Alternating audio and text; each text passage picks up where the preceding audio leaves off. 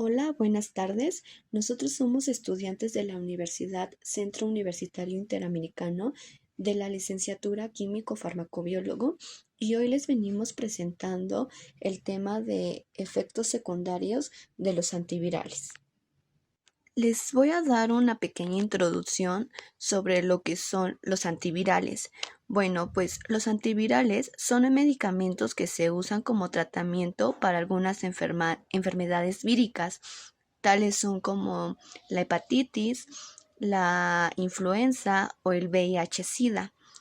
Estos fármacos no matan a los virus, pero sí consiguen que dejen de replicarse o reducen la sintomatología de la enfermedad. Técnicamente no la van a curar, pero sí ayudan a que el desarrollo de la enfermedad sea menos y sus patógenos sean más leves. Igual que sucede con los antibióticos, para cada tipo de virus hay un antiviral específico que pueden ser consumidos en forma de pastillas, polvos o intravenosa. Planteamiento del problema. Lo que pretendemos hallar en esta investigación es el saber cómo actúan los antivirales. El sistema inmune funciona de la misma forma, pero sin embargo no todos los organismos reconocen el antiviral. Y esto, pasa en todas las edades, ya sea en niños, en adultos o en la edad vejez, puesto que queremos o pretendemos hallar el por qué algunos organismos pueden aceptar tan fácilmente ese antiviral y hay otros que lo rechazan. Algunos ejemplos de antivirales que son comunes y llegan a causar efectos secundarios está el oseltamivir, que lo que causa son náuseas y vómito. Está el zanamivir, que se puede causar lo que es la broncoespasmos. Y está el otro que es el paramivir, ese puede provocar diarrea. Esos son algunos efectos secundarios, pues, por decirlos así, básicos, pero hay otros más graves que pueden llegar a causar la intoxicación e incluso, pues, pueden llegar, en muy casos muy mínimos, pero pueden llegar a la muerte. Nuestros objetivos generales primordialmente es determinar la importancia de los antivirales en la influenza, la hepatitis o el VIH-Sida y cuáles son sus reacciones alérgicas. Pero viéndolo de otro modo, pues también los antivirales son de mucha ayuda para la gran mayoría de las personas, puesto que a pesar de que pueden tener un lado negativo, como llegar a tener reacciones pues no aptas para nuestro organismo, también tenemos que tener en cuenta que son de suma importancia, porque sin estos nuestras enfermedades o en caso de una influenza no podríamos controlarla o disminuirla sin ayuda de este antiviral. En nuestros objetivos artificiales, pues es más que nada describir las terapias empleadas en la actualidad para el tratamiento de la influencia de esta, pues con los antivirales de acción directa. Alcances y delimitaciones. La presente investigación identificará la incidencia de antivirales y los efectos que hace en algunas infecciones. También se pretende estudiar por qué algunas bacterias son más inmunes o más resistentes a ciertos antivirales. Para esto, pues, se pretenden realizar estudios o sembrados de algunas bacterias y checar cómo es que reaccionan sobre esta bacteria y para ello ver cómo es que funciona el antiviral y cómo es que lo ataca. Justificación. No obstante, los antivirales por vía oral o en inyección intramuscular sigue siendo el tratamiento de elección en niños y adultos no alérgicos a la misma, ya que cumple los objetivos señalados. Sin embargo, son situaciones muy mínimas donde se presenta este tipo de casos.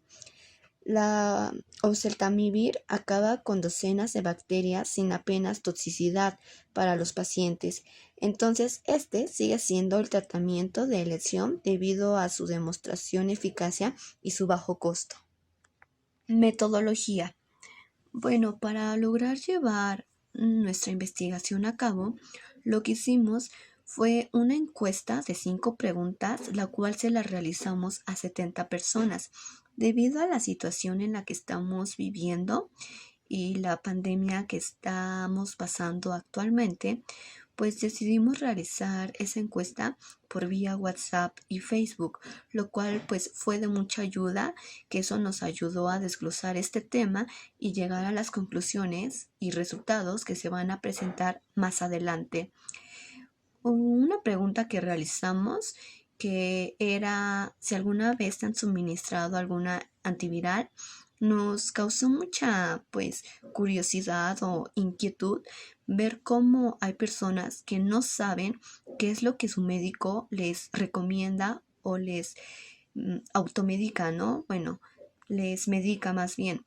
Entonces, es importante saber lo que tu médico te está recetando, porque hay mucha gente que toma su medicamento sin saber qué es lo que está ingiriendo.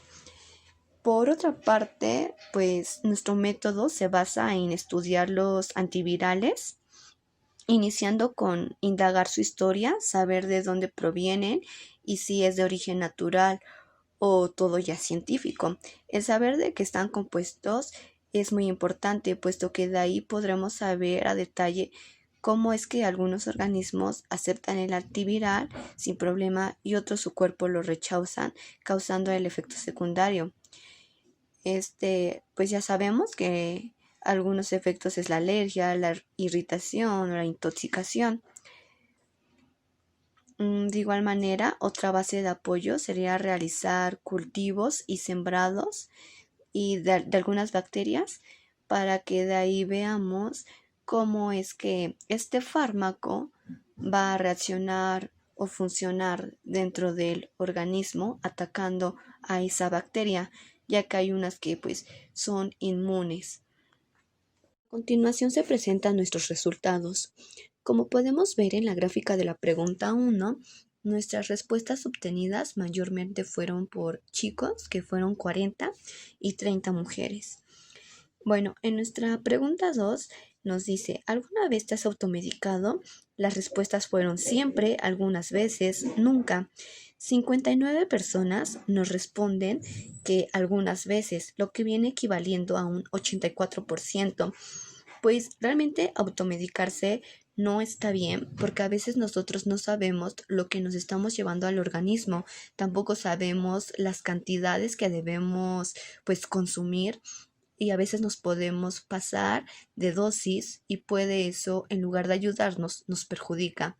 Entonces realmente siempre lo mejor es visitar a tu médico pues más cercano o el de confianza y que él te recete el medicamento que es apto para lo que tienes. Bueno, en nuestra pregunta 3 nos dice, ¿conoce los antivirales? Las respuestas son sí y no.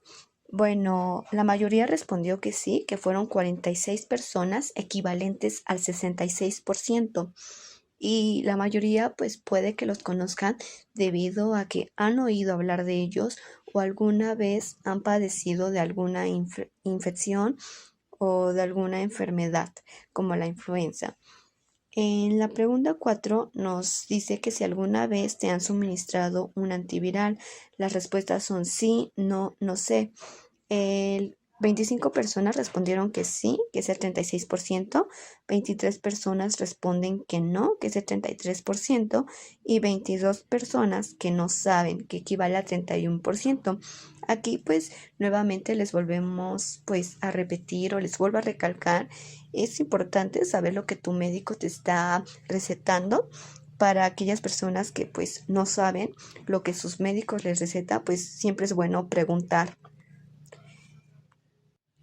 Finalmente tenemos la pregunta 5, donde nos dice, ¿has tenido algún efecto secundario por algún antiviral? Las respuestas es sí y no. Cuatro personas nos dicen que sí, lo que viene equivaliendo a un 6%, y 66 personas nos dicen que no, equivalente al 94%. Pues esta pregunta fue una de las más importantes para nosotros, puesto que vemos que Las personas que resultan ser alérgicas a algún antiviral son muy mínimas y pues los casos que se presentan no son muy frecuentes. Conclusión. Bueno, después del trabajo desempeñado, se llegó a la conclusión de que los antivirales siguen siendo uno de los métodos más eficaces para combatir a los virus de la influenza, la hepatitis o el VIH-Sida. Cabe recalcar que aún a pesar de su gran eficacia en la mayoría de personas, existe la posibilidad de que los antivirales sigan causando efectos secundarios en algunos pacientes, pero los casos son muy mínimos. Al realizar la encuesta a 70 personas, solo 4 resultaron ser alérgicos o que en alguna ocasión sufrieron algún efecto secundario por antiviral, lo cual de un 100%, solo el 6% viene sufriendo un efecto no deseado y el 94% de pacientes su tratamiento basado en antivirales resulta ser exitoso. Bueno, hasta aquí finaliza el proyecto, pero aún no es todo. A continuación, mi compañero les va a hablar un poco más a fondo sobre qué son los antivirales, algunas enfermedades y qué es lo que causan. Ahora bien, seguiremos con la clasificación de los antivirales. Tenemos los antigripales que a su vez se dividen en inhibidores de la hemaglutinina y también de la neuraminidasa. Ya veremos por qué.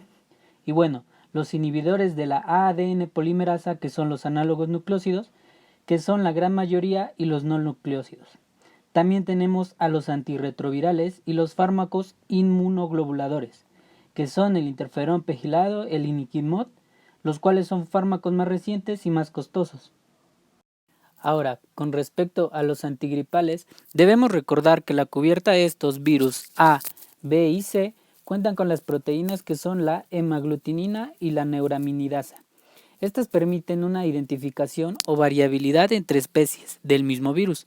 Mediante estas proteínas son por las que la célula les permite la unión para así poder invadirla y suplantar su material genético.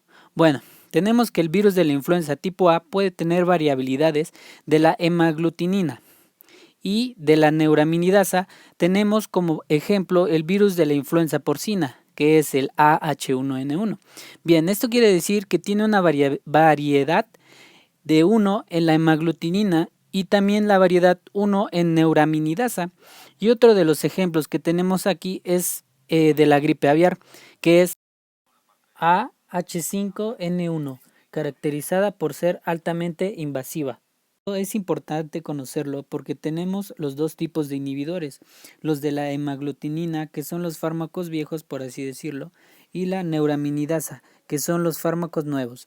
De los viejos los representaremos con la amantadina y rimantadina. Estos solo sirven para la influenza A, no para la gripe B, ni mucho menos la C. Son fármacos acidotróficos que inhiben el cambio conformacional de la hemaglutinina, inhibiendo su fusión con la célula hospedera, es decir, bloqueando este cambio conformacional. Así el virus no puede pegarse y no podrá invadirla. ¿Cuándo se debe usar la amantadina? 48 horas tras el contagio. También se puede utilizar como tratamiento profiláctico. Algunos de sus efectos secundarios son el nerviosismo, irritabilidad e insomnio. Estos antivirales se han estado utilizando menos. Los que ahora se utilizan más son los inhibidores de la neuraminidasa, que son el zanamivir y el oseltamivir. Estos van a inhibir la neuraminidasa, obligando a la hemaglutinina que se una al ácido siálico de otros virus, haciendo que se aglomeren todos. Esto es igual, se da en 48 horas tras la infección y tienen efectos secundarios iguales o similares a los otros antivirales, como las náuseas, vómitos y diarrea. Bueno, ahora con respecto a los inhibidores de la ADN polimerasa, los vamos a dividir en análogos de nucleósidos y no nucleósidos, que por ejemplo el foscarnet es el principal. Este se une al pirofosfato de ADN polimerasa y la inhibe, y está indicado en la retinitis por citomegalovirus en pacientes con VIH. Uno de los mayores efectos secundarios de este es que puede causar insuficiencia renal en algunos casos. Bueno, la nevirapina, la de la viridina y el efavirenz son inhibidores de la transcriptasa inversa. Estos forman parte de los antirretrovirales. Ahora, los análogos de los nucleósidos son fármacos que se llaman así porque son análogos de la guanosina, de la citosina y permiten engañar al virus mediante la timidincinasa. Y que el principal de todos estos es el aciclovir, que tiene acción contra herpes simple y contra la varicela zoster. El valaciclovir es un fármaco derivado del aciclovir, básicamente son lo mismo. Otro es el penciclovir, que actúa de la misma manera, pero tiene acción contra citomegalovirus y Epstein-Barr. Y bueno, su derivado es el famciclovir, que de la misma forma casi son lo mismo, salvo que tienen una que otra pequeña diferencia farmacocinética. El galanciclovir, este es el indicado para casos de citomegalovirus, y también está su derivado, el valganciclovir.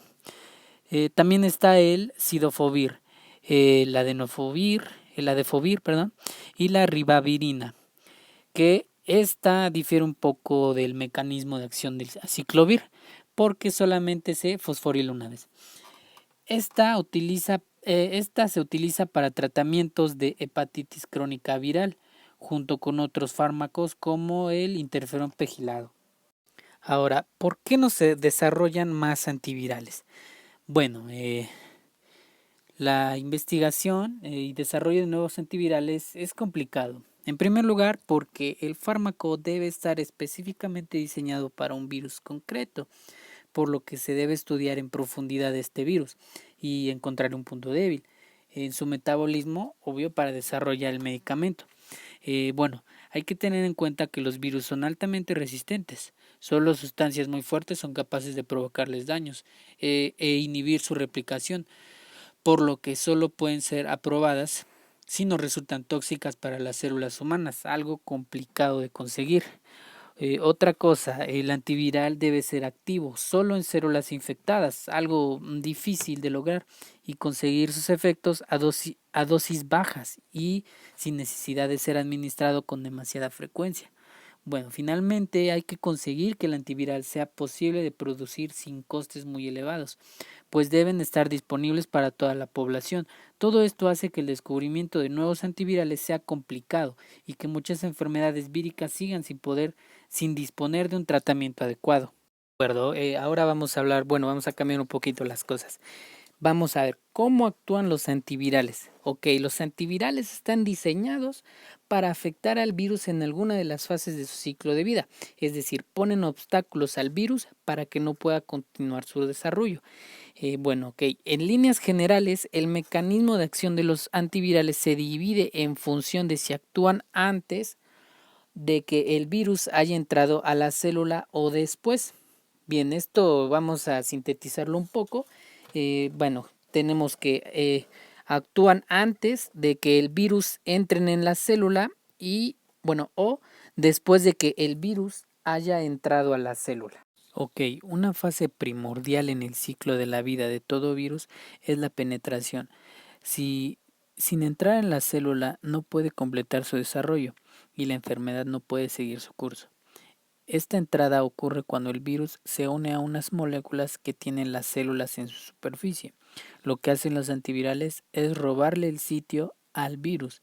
Se diseñan estos fármacos para que se unan a los lugares de reconocimiento de las células, para que cuando el virus llegue dispuesto a entrar, se encuentre con que no tiene sitio. Sin esta unión, el virus no puede penetrar. Sería como ponerle cerraduras a las puertas. Bien, ahora después de que el virus haya entrado a la célula, hay veces que debido a la naturaleza del virus y la célula que infecta, no es posible evitar que el patógeno entre a las células. Sin embargo, hay antivirales capaces de afectar al virus una vez ya haya entrado. Cuando el virus ya está en el interior de la célula, replica su material genético para tener más copias del virus que continúen infectando a otras.